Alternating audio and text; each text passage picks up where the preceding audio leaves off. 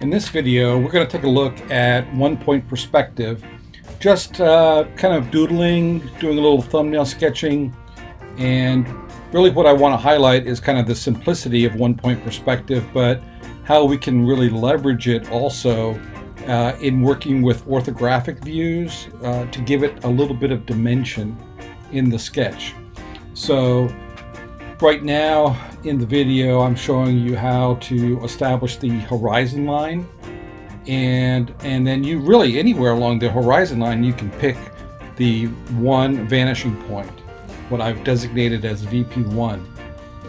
And really the key as far as the exercise is concerned is really just keeping your verticals perpendicular to the horizon line, and then all the side lines go back directly to the vanishing point, the one vanishing point. From there you can establish the depth, the back wall of the cube, and then clearly as you move cubes around to the left or to the right, or even above the horizon line, you will get a different vantage point of that cube. And that's important too, because if this were a product sketch, you might have features on all different sides of the product. One side might have vent details, one side might have a button, a power button, or a dial. And so in order to really convey your design intent, you're going to want to show as many views of the product as possible.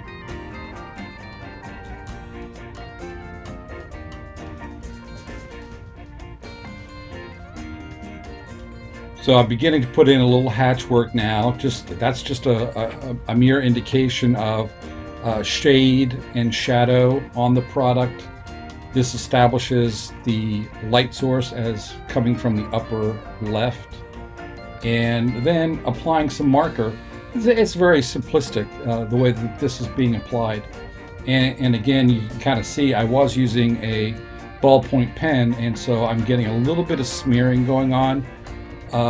Now for thumbnail sketches, as I've mentioned, they're primarily for you, and so I'm not overly preoccupied with the smearing of the ink, but at the same time I'm trying to add as much precision as possible, right? So now I have the ability to go in and start to subdivide these cubes, right? So one I'm dividing on a vertical with a vertical line.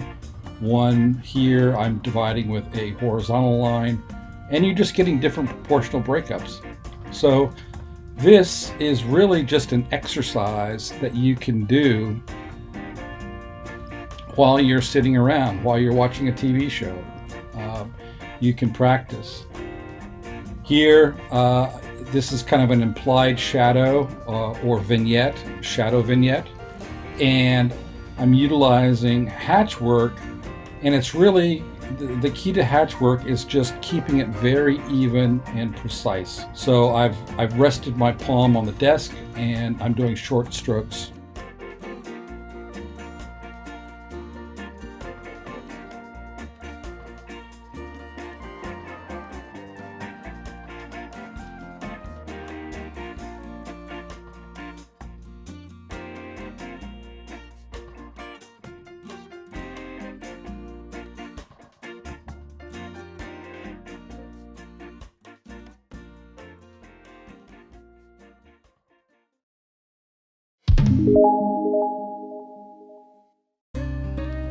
Now, this is a great trick. I mentioned earlier about how you could take a side orthographic view and give it some dimension for a sketch. And that's precisely what this little demo is showing right here. Initially, there was just a side view of a chair, and I put it on a horizon line and established one vanishing point, which gives me guides to establish the one-point perspective.